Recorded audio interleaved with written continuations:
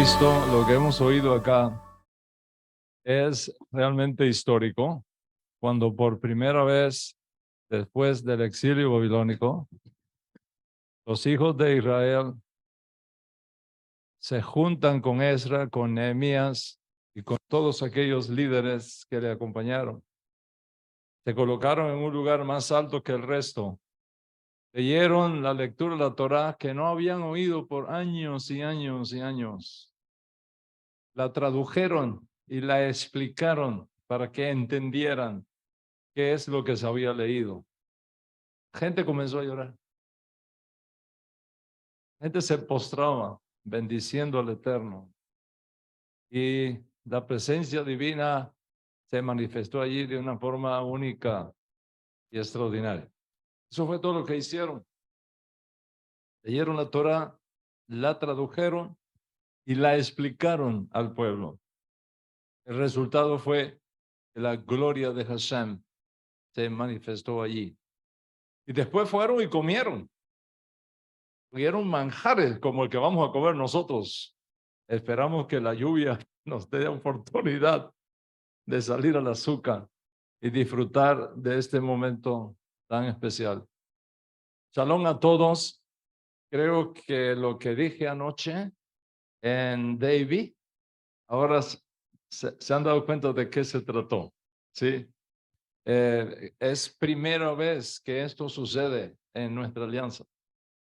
Es una primicia, un regalo de recordar a nuestros héroes, de recordar a nuestros ancestros, de recordar a aquellos que arriesgando su vida nos preservaron ese Sefer Torah que hoy tenemos acá. Es tan sagrado y tan único que no se nos permite siquiera escribir con nuestra propia mano en ningún lugar más de 3 palabras de las que aparezcan en el Sefer Torah.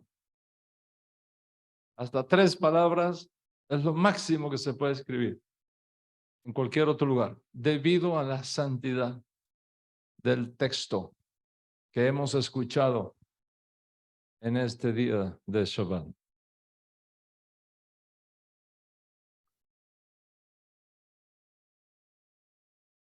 Bendito sea su nombre para siempre. Así que bienvenidos todos los que están uniéndose a nosotros en esta hora de forma virtual.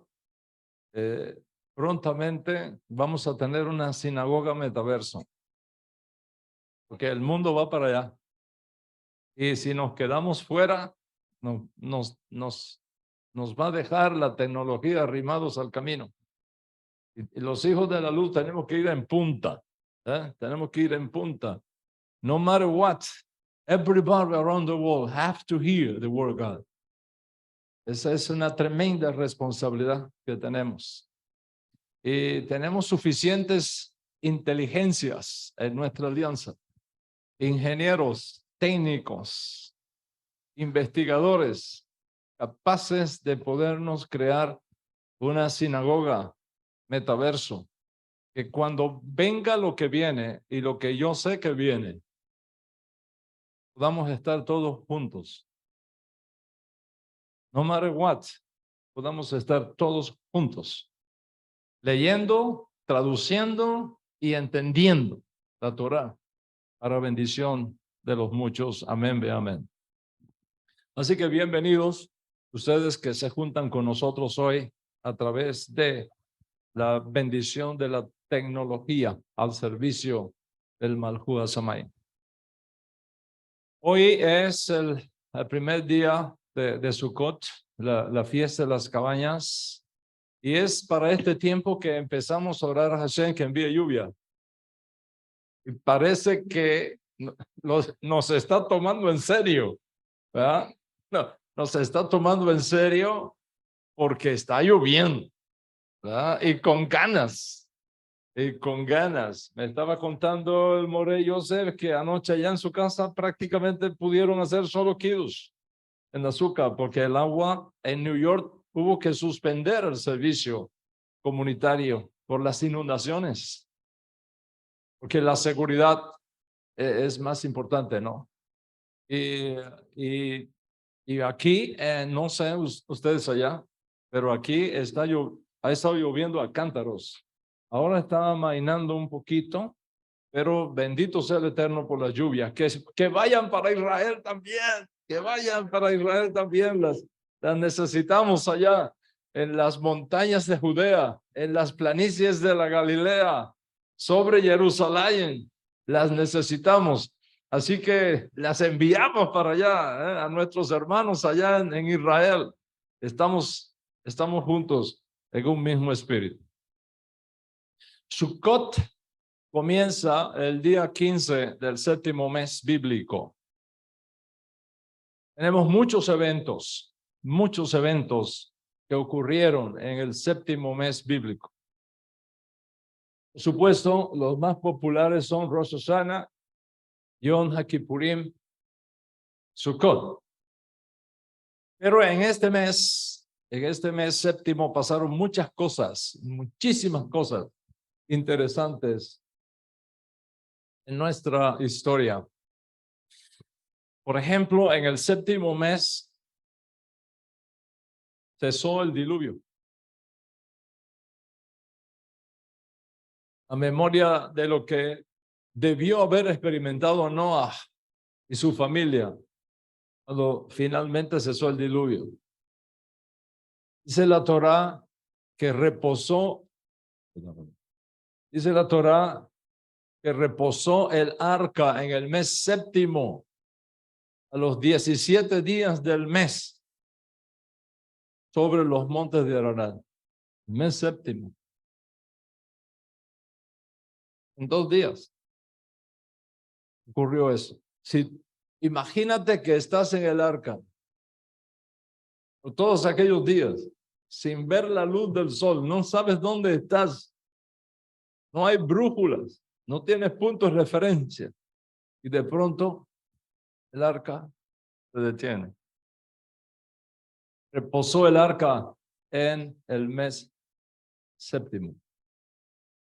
Así que este mes séptimo, donde estamos, es el mes cuando el diluvio cesó y la vida humana comienza de nuevo en la tierra.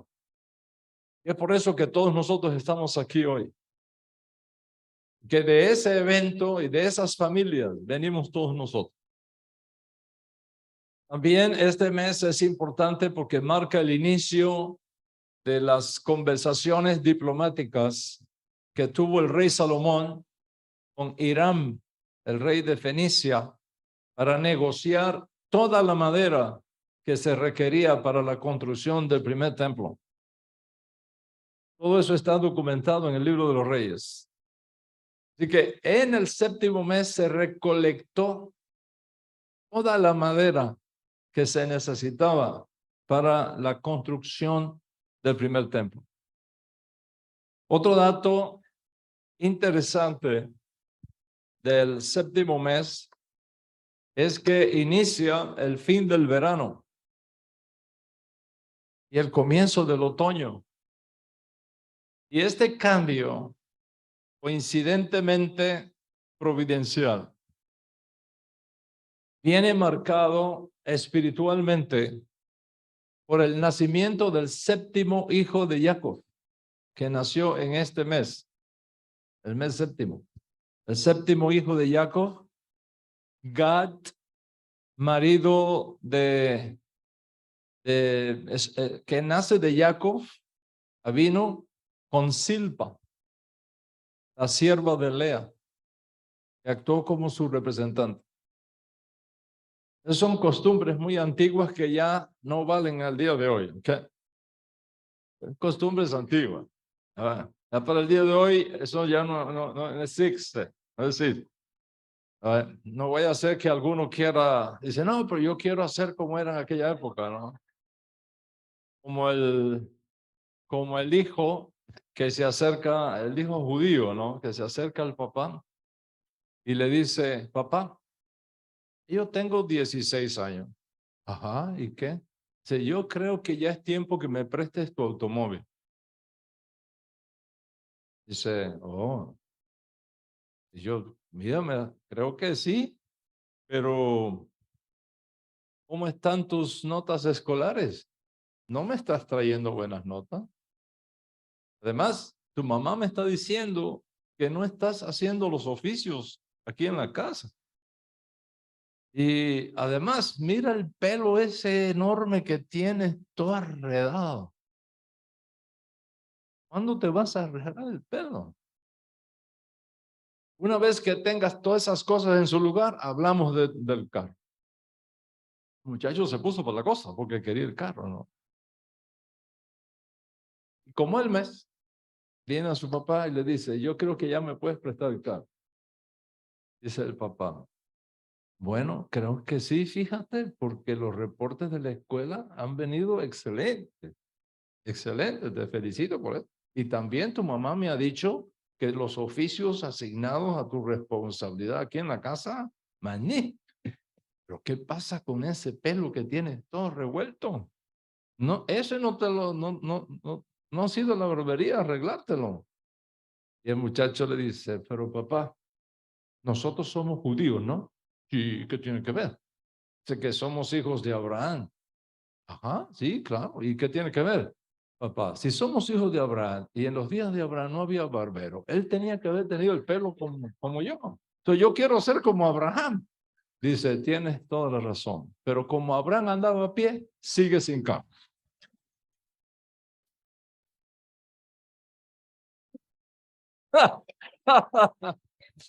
Sonríe que Jacén te ama. El séptimo hijo de Jacob, Gad, nace de Lea vía Silpa, su representante. Ahora, ¿por qué Hashem permitió que Gad naciera en este séptimo mes? Que la raíz del término Gad significa conquista. La raíz de la palabra Gad significa tropas que salen a conquistar. Tropas que salen a conquistar. Es decir, que la memoria de lo que significa el nombre de Gad provee la seguridad de la fuerza militar, de ser buenos guerreros, de proteger lo que Hashem nos ha dado, de proteger lo que el Eterno ha entregado en tu mano, tus habilidades, tus recursos, tus dones, tus instrumentos de tu Neshama y por supuesto proteger la tierra que Dios nos ha dado en Eretz Israel. Hablando estrictamente de la Torah, estrictamente de la Torah, Sukkot son 7 días. El primero y el último son Yom Tov. Piensa en Sukkot basados en la tradición que hemos recibido de nuestros padres, de nuestros mayores. Sukkot está relacionado con el mandamiento de ser luz a las naciones. Eso es Sukkot, entre otras cosas. El tiempo para recordar que somos luz a las naciones. Se supone que los judíos somos luz para las naciones. La tremenda responsabilidad que tenemos de difundir el conocimiento de Hashem, los principios éticos del monoteísmo, de la moralidad. De hecho, tenemos una tradición que afirma que Dios mismo ordenó a Moisés enseñar a los hijos de Israel la responsabilidad de instruir a las naciones en los mandamientos que son básicos, fundamentales, normativos y vinculantes para la humanidad. Y esto es lo que explica que Dios mismo enviara al profeta Jonás a una ciudad no judía para hacerles regresar a los caminos del Eterno, so pena que en 40 días la ciudad iba a ser destruida. La pregunta que uno se hace es, ¿a dónde tenían que regresar los ninivitas si no eran judíos?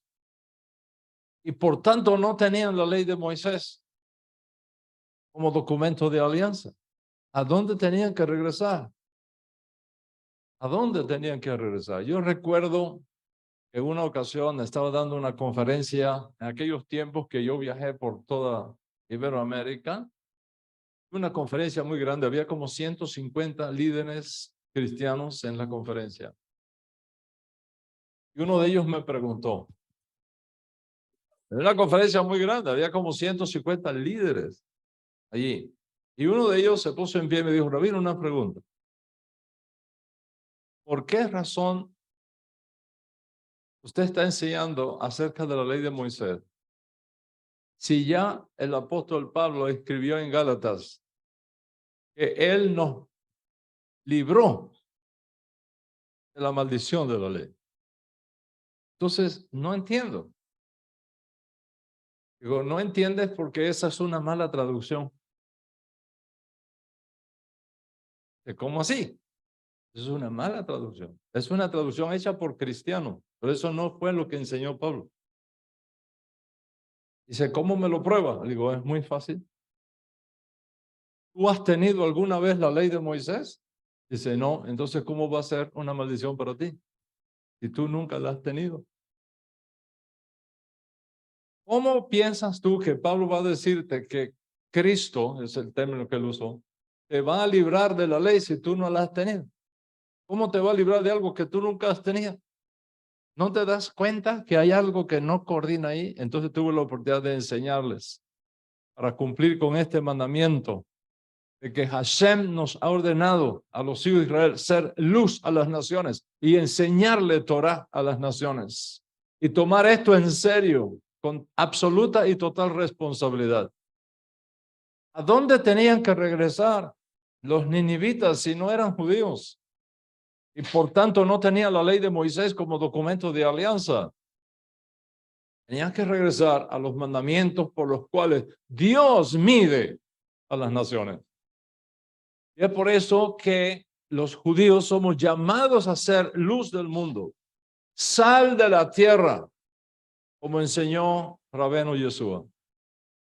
Yeshua no le dijo a su audiencia judía, ustedes son la sal del pueblo de Israel. Dijo, los judíos, ustedes son la luz del mundo, la sal de la tierra. Cuando los padres del Ribi le hicieron el Pidyon Haben en el templo, había un profeta allí que tomó al niño en sus manos y dijo, este niño, dijo por el Espíritu, Ruach Kodesh, este niño será para gloria de tu pueblo Israel y luz para revelación a los gentiles. Este niño. Sukkot encierra eso. Encierra eso. El principio de ser luz para las naciones. Por tanto, Mashiach y Sukkot vienen de la mano. Vienen de la mano.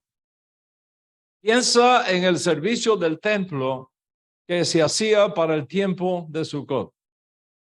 Incluía una ofrenda hecha en honor de cada uno de los diferentes pueblos del mundo que se pensaban existían en aquella época, es decir, 70 naciones. 70 naciones. Hoy día somos muchos más. Somos muchos más. Pero antiguamente se creía que 70 naciones componían todas las naciones del mundo. Y es por eso que en Sukkot, y solamente en Sukkot, solamente, ni en Yom Kippur, ni en Shavuot, ni en Pesach, ni en Rosh Hashanah, ni en ninguna festividad, solamente en Sukkot se hacían 70 sacrificios en el templo de Jerusalén a favor de todas las naciones de la tierra. Y se invita a todas las naciones de la tierra a unirse con nosotros en la celebración, al punto que el profeta Zacarías dijo que cuando llegue la edad mesiánica, las naciones que no envíen sus representantes a Jerusalén para santificar la fiesta de Sukkot, no les va a llover en su tierra. Lo más probable es que Yeshua haya nacido en Sukkot. Lo más probable. Porque si en Sukkot se hacían los sacrificios para las naciones, ¿no sería apropiado que aquel llamado a ser luz para las naciones haya nacido en Sukkot? No podemos afirmar. No podemos ser radicales en eso de definir con certeza el momento del nacimiento de Yeshua. Sí sabemos cuándo no pudo haber nacido. Eso lo sabemos por ingeniería textual reversible. Sí sabemos. Nunca pudo haber nacido en diciembre. Eso sí, no. A nadie que conozca a Israel se le puede ocurrir que bajo agua y frío congelantes en Eretz Israel los pastores iban a estar moviendo su ganado para que comieran del pasto en medio de la nieve. Es por eso que toda esa información histórica que existe en el otro campamento contradice la documentación de nuestra historia. Esa imagen pastoral no encuadra en el invierno donde los pastores no sacan sus ovejas a la intemperie de la nieve, del agua y del frío. Y por otro lado, sabemos que Yohanan ben Zecaria HaKohen, el precursor de Yeshua, era 6 meses mayor que él. Yeshua era 6 meses más joven. Sabemos por la lista de las órdenes de los Kohanim que David puso, cuál era el tiempo en que Yohanan estaba oficiando en el templo. Y fue oficiando en el templo en el saumerio cuando se le apareció el ángel y le dio la noticia de que su esposa Elisheba iba a dar a luz.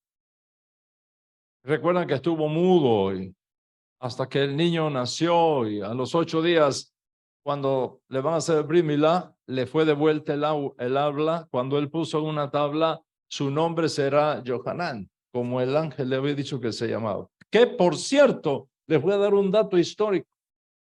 Ni en el Talmud Babli, ni en el Talmud Jerusalmi, ni en los Midrashim, ni en los Tosefta, ni en la Mishnah, ni en ningún escrito rabínico posterior a la destrucción del templo, tenemos la información histórica de que en qué día y de qué manera se le daba el nombre a un niño judío cuando nacía. Solamente en el Código Real está esa información. Que al momento del Brit Milá, el nombre se reserva, no se dice. Hasta el momento del Brit Milá, ahí se le da el nombre al niño. Exactamente lo que hizo Yohanan. Zecaria con su hijo Yohanan. Cuando le fueron a hacer el Brit Milá, ahí le escribió en una tabla, no podía hablar. Su nombre será Yohanan. Y ahí les regresó el habla. Entonces, si Yohanan nació en Pesach, 4 años antes, como dice en el otro campamento, de Cristo, Yohanan nació 4 años antes de Cristo. Por lo tanto, nació en el mes de Aviv. Nació en el mes de Aviv. Si él fue 6 meses mayor que el Rivi, entonces, ¿cuáles son los 6 meses que siguen después del mes de Aviv? Siempre te encuentras con Tisri.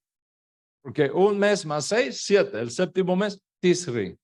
Que casi siempre cae en el calendario secular a fines de septiembre, como estamos ahora, y principios de octubre.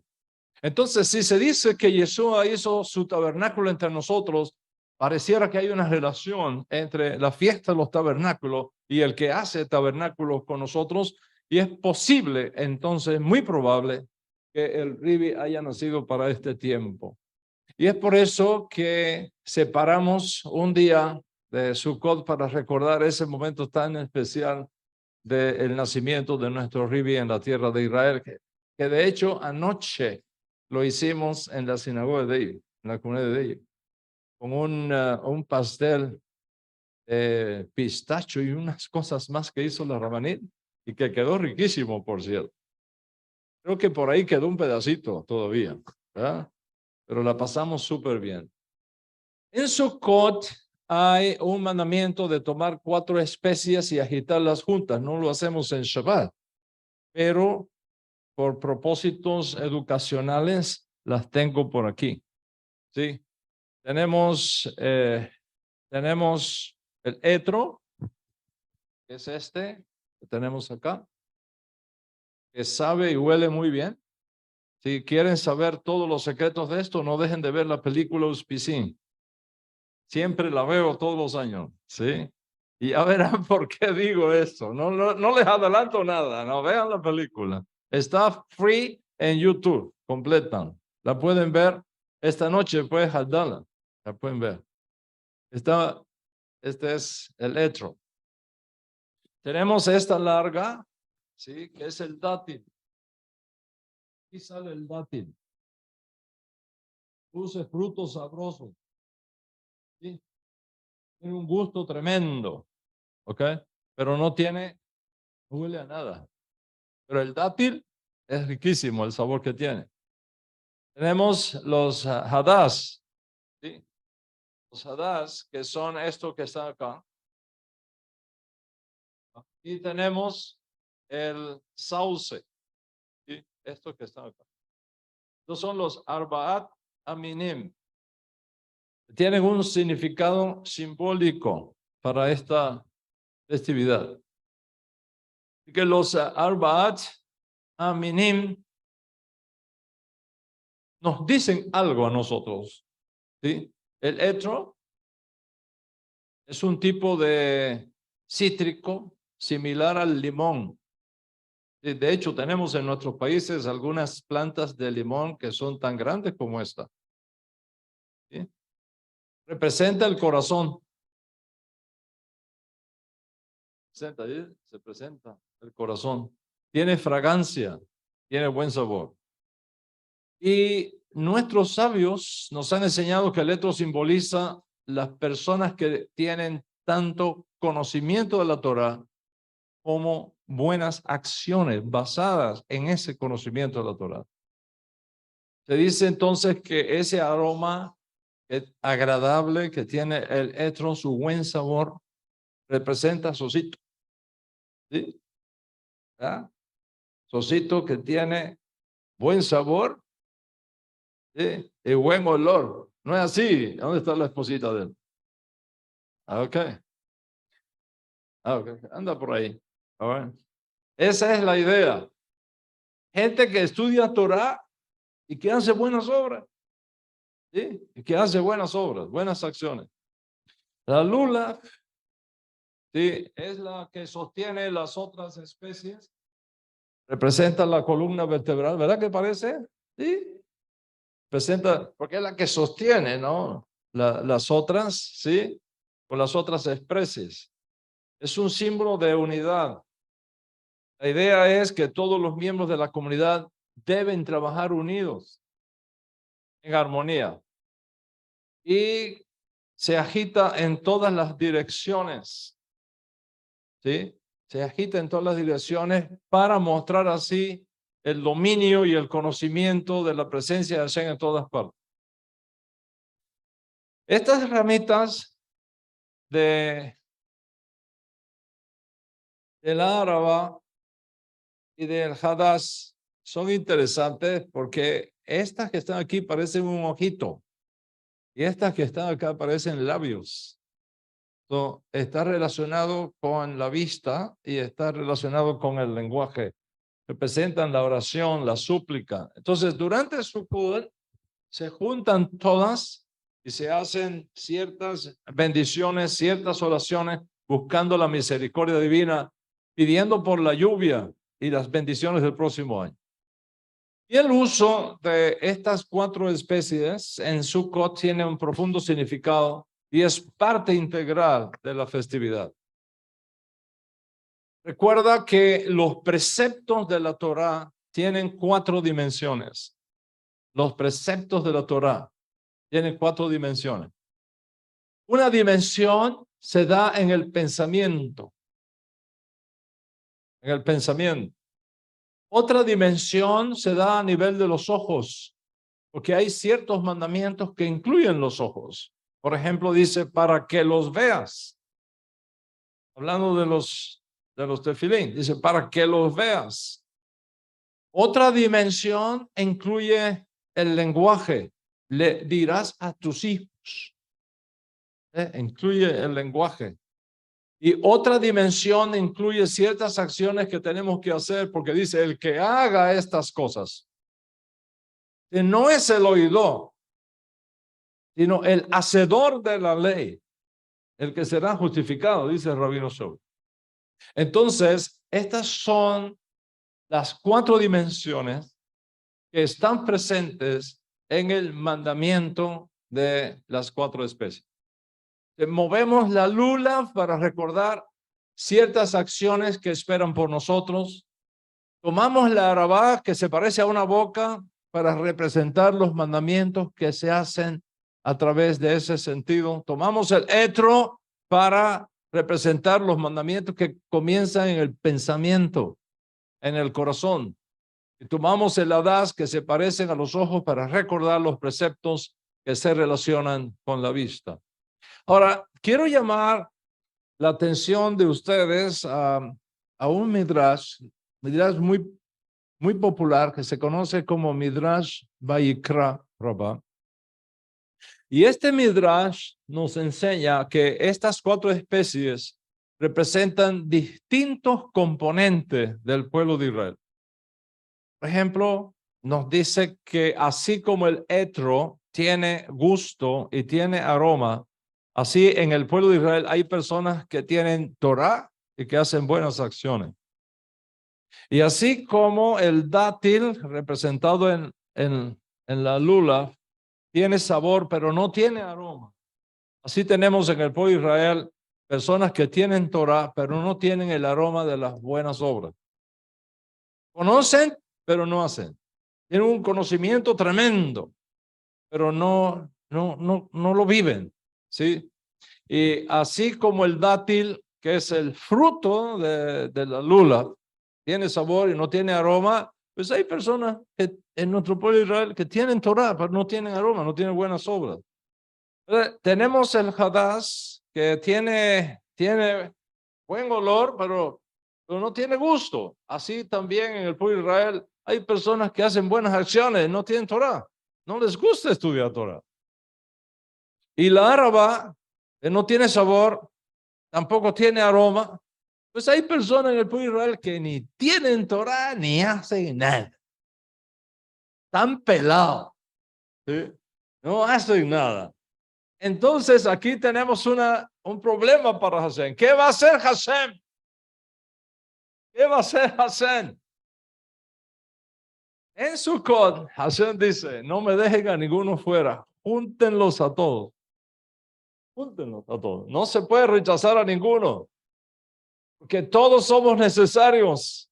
Y milagrosamente, cuando nos unimos, somos invencibles. Cuando nos unimos, somos invencibles. Entonces, tomamos estas 4 especies, las agitamos juntas. Y aquí está el secreto. Si falta una sola especie, no se puede cumplir con la misma. Si te falta una sola, la que no tiene sabor ni olor, dice, bueno, esa no tiene sabor ni olor, no importa, voy a hacer. No lo puedes hacer. Tienes que tener esa también. ¿Verdad? Tienes que tener. Aprendemos de las 4 especies que cada Yehudí, no importa de qué tribu sea, es parte integral del todo. Y por la revelación que tenemos ahora de Mashiach, podemos añadir a eso que se unen también los justos de las naciones, que habiendo abandonado sus ídolos y aceptado al Dios de Israel como su único Elohim verdadero, y a nuestro Ribi Yeshua como Mashiach, entonces ellos pueden unirse también. Porque está escrito, ya no son extranjeros, ya no son advenedizos, sino conciudadanos de los santos y parte de la familia de Dios. Y esto crea algo nuevo que se da con la revelación de Mashiach. ¿Qué es algo nuevo?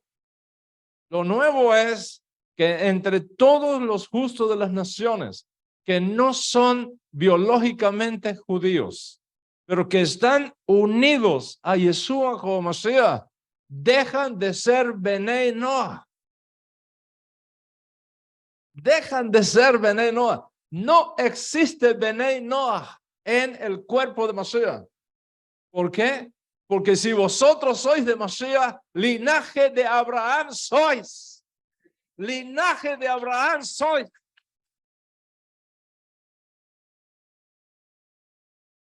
Y herederos según la promesa. Bueno, estas son algunas cosas que quería decir sobre Sukkot. Voy a concluir la clase. Voy a concluir este shiur. Lo voy a hacer de una forma bastante inusual. Relacionando el becerro de oro con Sukkot. Relacionando, ya van a ver dónde voy a hacer la conexión. Relacionando el becerro de oro con Sukkot. Eso es una cosa extraña, pero tiene todo el sentido del mundo. Todo el sentido del mundo. Así que lo explicaré, que pareciera que no hay relación entre el becerro de oro y Sukkot, pero sí la hay si entendemos una conversación única y extraordinaria que tuvo Moshe Rabenu con Hashem. Una conversación que la mayoría de las veces pasamos inadvertida. Una conversación cortita, pero extremadamente importante que conecta una cosa con la otra. En Shemot, capítulo 33, encontramos este diálogo entre Hashem y Moshe Rabenu. La lectura comienza con Dios diciéndole a Moshe Rabenu que parte de aquí, o ya es el tiempo que te muevas de aquí, es decir, de Sinaí, junto con los israelitas. Es tiempo que vayas ya. Es tiempo que partas de aquí y subas a la tierra que había prometido a tus antepasados. Y entonces, en esa conversación, Hashem le dice a Moshe, no te pierdas nada de lo que voy a decir. Si te lo pierdes, no ves la conexión. Hashem le dice a Moshe Rabeno en ese diálogo, enviaré un ángel delante de ti. Enviaré un ángel delante de ti. Por supuesto, para guiar a Moisés, ¿no? Y para guiar al pueblo de Israel y para luchar contra los enemigos. Y ahí es donde viene la más terrible noticia que cualquiera de nosotros podría escuchar alguna vez en su vida. Dios le dice a Moisés, no voy a ir con usted. Es para echarse a llorar.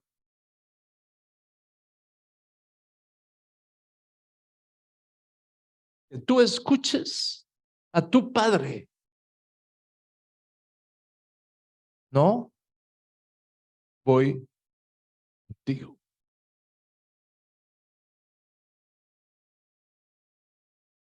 Hashem le dice a Moshe Rabenu, no iré con ustedes, porque ustedes son un pueblo duro.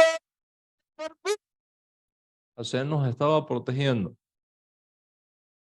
Porque si seguimos en esa constante queja contra Dios, en esa constante murmuración contra Dios, provocando constantemente la ira divina, Es como si Hashem les estuviese dicho a Moshe Rabbeinu, si yo voy con ustedes y me vuelven a provocar, habrán cruzado la línea roja y las cosas van a ser diferentes. Mejor me quedo aquí en Sinaí. Voy a dejar mi presencia aquí en Sinaí. Yo no voy con ustedes. Voy a enviarles mi ángel, pero yo no voy. Esta no es una buena noticia. Que Hashem tenga que decirte, lo siento, no te puedo acompañar más en el camino. El pueblo lo supo, se llenó de tristeza. Es comprensible que el pueblo esté atormentado por esta noticia. Y es en este momento de la conversación que Moisés, cuya única posición espiritual le permitía hablar con Hashem cara a cara, nadie lo podía hacer, excepto él, toma la iniciativa. ¿Qué hace Moisés? Actúa como si no hubiese escuchado lo que Dios le dijo. Se hace el de la vista gorda. Actúa como si no hubiese escuchado lo que Dios dijo. Y le dice, él es la respuesta de Moshe Rabbeinu a Hashem. Mira, me estás diciendo que guíe a tu pueblo. Fíjate que dice Moshe Rabbeinu. Me estás diciendo que guíe a tu pueblo. Pero no me has dicho a quién vas a enviar conmigo. ¿Cómo Moshe Rabbeinu no va a saber si ya te dijo voy a enviarme a? No se sabía. Se hace el de la vista gorda. Le dice, estás diciéndome que guía a tu pueblo, pero no me has dicho quién vas a enviar conmigo. Ya Dios le había dicho que voy a enviar a mi ángel representando. Pero aparentemente Moisés continúa como si no hubiese escuchado a Hashem, instando a Dios a recordar que esta nación es tu pueblo, no es mío, es tuyo. Entonces, las siguientes palabras de este diálogo son las más interesantes que existen en toda la Biblia hebrea. En toda la Biblia hebrea. Shemot 33:14.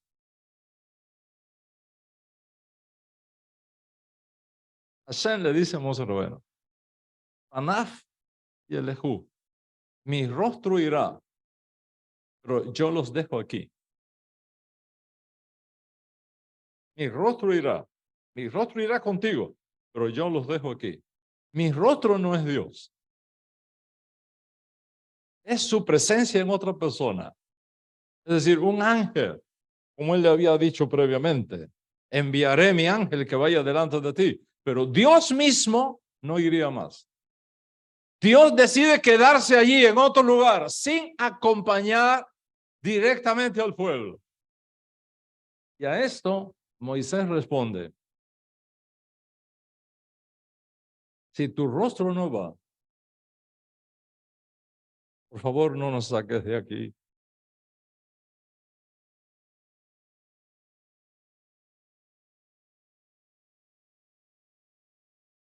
Piensa en eso. Si tu rostro no va, por favor no nos hagas salir de aquí. En otras palabras, enviar este ángel, el rostro de Dios, es lo mínimo que se puede esperar que Dios haga. Por supuesto, no es todo lo que Dios podría hacer. Pero vamos a ver qué le responde Moisés, Dios a Moisés,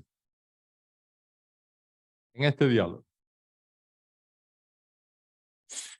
Hashem le dice, mi ángel irá. Y ahora responde Moisés, ¿cómo se puede demostrar que ha hallado favor contigo? Fíjate cómo lo trata. ¿Cómo se puede demostrar? No es percepción, demostración. ¿Cómo se puede demostrar que he hallado favor contigo? Yo y tu pueblo. Si no es que tú vayas con nosotros, para que seamos distinguidos, yo y tu pueblo, de todos los demás pueblos. Observa cuidadosamente lo que está pasando en este diálogo sagrado entre el hombre y Dios, entre Moisés y Dios. Según el texto, solamente Moisés halló gracia delante de Dios. Tú has hallado gracia delante de mí. Solamente Moisés había hallado gracia delante de Dios. El Eterno no dijo nada de Israel. Solo Moisés había hallado gracia y favor de Dios. Es lógico. ¿Cómo podría decirse que los hijos de Israel encontraron favor después de haber cometido el pecado del becerro de oro? El pecado del becerro de oro es similar o peor que el pecado de Adán Harishon.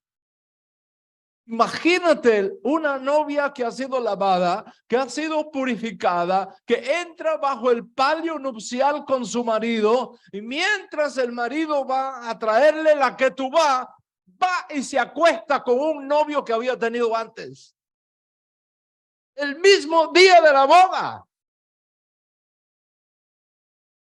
Moshe, el novio, fue a buscar la ketubá y ella se acuesta con un becerro de oro.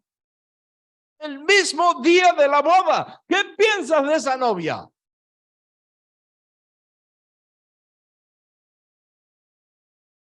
¿Cómo puede decirse entonces que los hijos de Israel van a encontrar favor y gracia después de haber cometido el pecado del becerro de oro? ¿Cómo podría decirse que los hijos de Israel encontraron favor después de haber cometido este pecado y haber sufrido el castigo de Dios? ¿Cómo podría decirse que los hijos de Israel encontraron favor después de 3,000 israelitas que tuvieron que morir por haber participado en el becerro de oro? Por eso es que Dios le dice a Moisés: tú has hallado gracia delante de mí. No el pueblo, tú has hallado gracia delante de mí. Sin embargo, observa, aunque Dios dijo que solo Moisés había hallado gracia delante de sus ojos, Moisés responde introduciendo a los israelitas en la propia gracia que él había recibido. Les dice: yo y tu pueblo Israel, ya que hemos hallado gracia, yo y tu pueblo Israel. En otras palabras, Hashem, yo he hallado favor y gracia delante de ti, pero como mi alma está ligada a Am Israel, no te olvides que lo que me das a mí pasa a ellos. Por lo tanto, yo y tu pueblo Israel.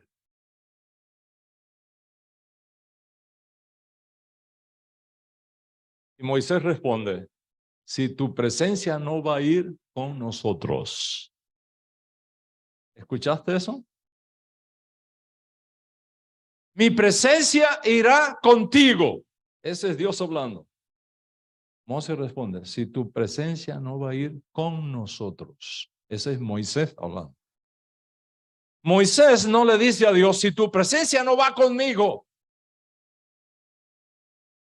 Dijo: si tu presencia no va a ir con nosotros. Lo incluyó a toda Israel. No nos saques de aquí. Creo que esto explica el gran sentido de presencia divina que tenía Moshe Rabbeinu. Qué gran conciencia del valor de esa presencia divina en su vida. Para Moshe Rabbeinu, esa conciencia de la presencia de Hashem era más valiosa que la tierra prometida.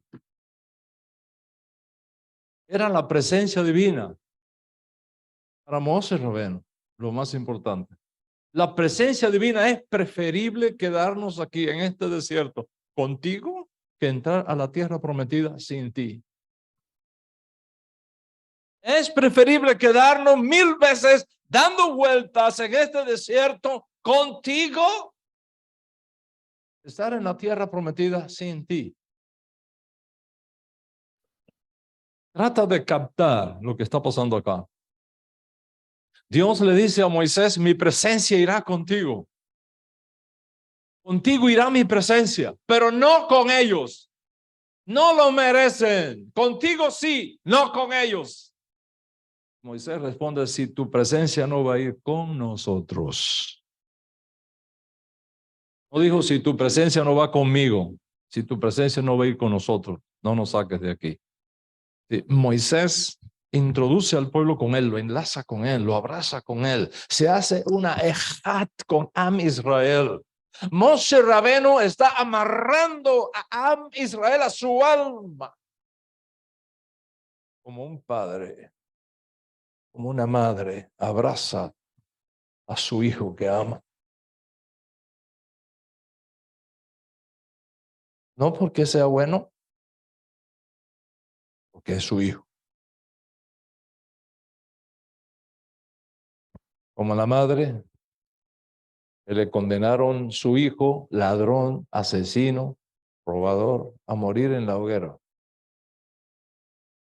Cuando lo estaban quemando, ella estaba postrada frente al fuego, llorando su muerte. Y se acercó a alguien y le dijo, señora, ¿cómo puede usted llorar y sentir por ese desgraciado sinvergüenza que está ahí? La madre le dijo, yo no lloro que sea sinvergüenza, yo lloro porque es mi hijo.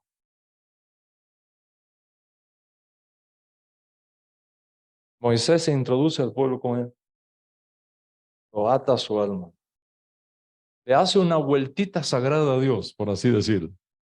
Le hace una picardía santa a Dios.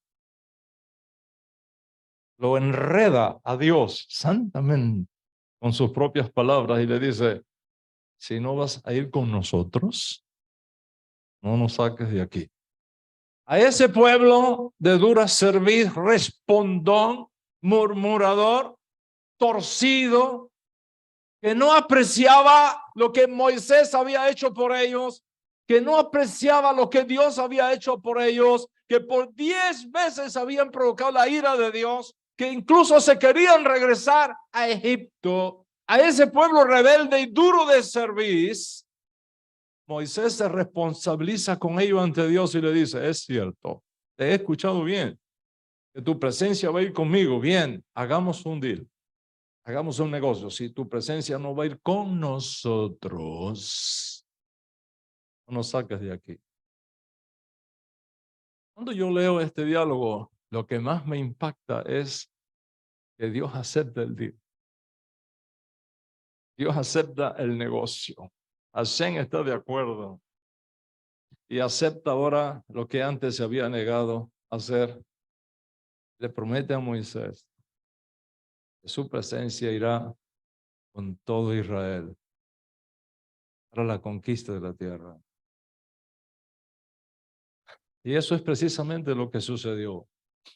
La presencia divina que anteriormente había permanecido en la montaña de Dios, ahora en toda la literatura bíblica posterior, ya no verás más la presencia divina en el monte Sinaí. De ahí en adelante, siempre se dice la presencia divina en el monte de Sión. En el monte de Sión. Y ahora podemos comprender su cod, porque en la lectura de la parasá de hoy, en la séptima aliyá, está escrito, para que vuestras generaciones sepan que yo hice habitar en cabañas a los hijos de Israel cuando los saqué de la tierra de Egipto. Yo soy el Señor, vuestro Dios, para que vuestras generaciones, las generaciones por venir, sepan que fui yo quien hice habitar a los hijos de Israel en cabañas. Yo hice habitar a los hijos de Israel en cabañas. No los dejé solos, como le había dicho al principio a Moisés. los acompañé por todo el camino del desierto. En esas chozas endebles, que cualquier viento solano las tumbaría, yo estuve con ellos. Sus cabañas, sus tiendas móviles de campaña, llamadas Sucot, no se cayeron. No se cayeron. Y así será por vuestra generación. Esto me recuerda el Midrash sobre el Mesías sufriente. Hay un Midrash donde Dios le dice al Mesías que tome el nombre de Efraín en ese Midrash. Todos los oprobios que va a sufrir por Israel, las rebeliones de Israel, las murmuraciones de Israel, los pecados de Israel, le va a decir que sufrirá, le va a decir que morirá. Todas las desgracias que le iban a caer encima. Y entonces Dios le pregunta a Mashiach, ¿estás dispuesto a ese sufrimiento? Y en el Midrash, el Mesías le responde a Dios y le dice, estoy dispuesto con una condición. ¿Cuál es la condición? Le pregunta Dios al Mesías. Y el Mesías, Efraín, el Mesías sufriente, le responde, estoy dispuesto a todo ese sufrimiento con tal que ni una uña de un hijo de Israel se pierda.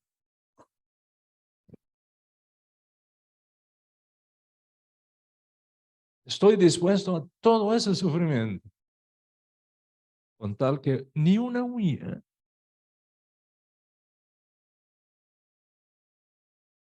de un hijo de Israel se pierda. El que no conoció pecado, por nosotros lo hizo pecado, para que nosotros fuésemos hechos en él justicia de Dios. Cada vez que entres en la azúcar, recuerda eso. Que Dios está contigo en tus momentos más vulnerables. Que Dios está contigo cuando tú estás rodeado de flaquezas, cuando tú estás rodeado de incertidumbres. Dios está contigo cuando pasas por momentos de tribulación. Dios está contigo a cada paso del camino. Sukkot y este diálogo nos enseñan que Dios está contigo cuando te sientes triste, cuando estás ansioso, ansiosa, cuando estás enojado, enojada, cuando estás confundido. Dios está contigo para escucharte y para acompañarte en el camino. Dios está contigo ofreciéndote su mano mientras tú vas caminando o ojeando. Dios está contigo ayudándote a superar tus propios errores. Dios está contigo ayudándote a superar tus propios miedos. Dios está contigo porque tu alegría y tu bienestar integral es prioridad para Él. Tu alegría, tu bienestar integral es prioridad para Él. Dios está contigo aun cuando pareciera que todo está oscuro alrededor de ti. Su presencia nos acompaña de generación en generación. Y en la nuestra aquí ahora, su presencia también está con nosotros. Si tu presencia no va a ir con nosotros, no nos saques de aquí. Estoy dispuesto a sufrir todo lo que sea, con tal que ni una uña de un hijo de Israel se pierda. Hoy, Hashem te está enviando un mensaje. Dios está contigo en tu tormenta. Dios está contigo en la paz. Dios está contigo en la abundancia. Dios está contigo en la escasez. Mira el azúcar allá afuera. Siente en ella que allí también, cuando dejas la seguridad de tu casa, Dios está contigo. Sukkot te está enviando un mensaje. Que, aunque tengas que moverte a otro lugar y empezar de nuevo y tengas miedo, recuerda, Dios está contigo. La Sukkah es un recordatorio permanente que ya no andas solo ni sola en el camino, que Dios camina contigo, que es tu escudo, que es tu fortaleza. No temas lo que pueda hacerte el hombre. Feliz el pueblo que entienda esto. Feliz el pueblo que tiene conciencia de la presencia de Hashem en su vida. Feliz el pueblo que cuando llega a Sukkot entiende que somos un solo pueblo. Uno solo. Aún aquellos que no hacen nada. Nada de nada. Somos un solo pueblo. Que luchamos juntos por la unidad. Que rechazamos el odio sin causa. Que nos esforzamos por sembrar entre todos el amor sin medida. Porque todos somos importantes para Hashem. Todos contamos para Hashem. Todos tenemos un lugar y una misión extraordinaria en la redención. Sukkot Sameach, Moadim Lesimcha. Shalom, shalom. Bienvenido a tu diplomado online de estudios hebraicos. Este programa completamente virtual está diseñado para proporcionarte una comprensión profunda de uno de los periodos más importantes en la historia del pueblo hebreo. A través de clases en línea, materiales de estudio, comprenderás sobre el periodo más crítico de la historia bíblica, cuando lo que hoy llamamos la Biblia hebrea surge en la historia de Israel. En este diplomado aprenderás sobre el contexto histórico y político en el que se llevó a cabo el exilio babilónico, así como sus consecuencias en la cultura, religión y literatura hebrea. Además, estudiarás las diferentes perspectivas y teorías sobre este periodo y cómo ha sido interpretado a lo largo de la historia.